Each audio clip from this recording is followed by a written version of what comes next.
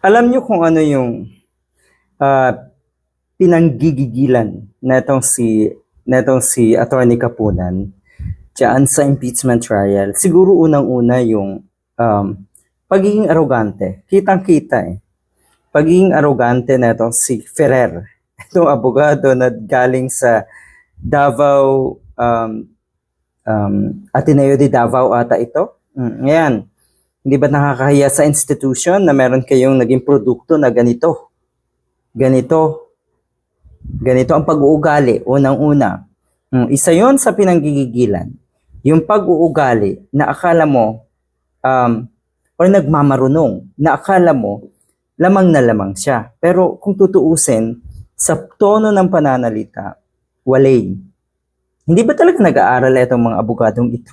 Wala bang, sa law school ba, hindi ba pinag-aaralan kung paano maging articulate? Hindi ba pinag-aaralan kung paano maging bihasa sa bawat lingwahe, sa English halimbawa? Hindi ba sila nagpakadalubhasa rin sa facility ng English language? Kasi kakaiba eh.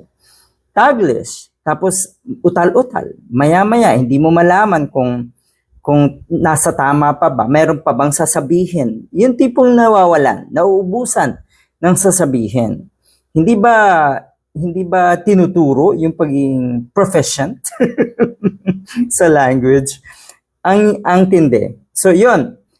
Pero higit sa lahat, sa tingin ko, kaya nanggigigil etong si Attorney Kapunan ay dahil nga sa katangahan netong abogado na ito.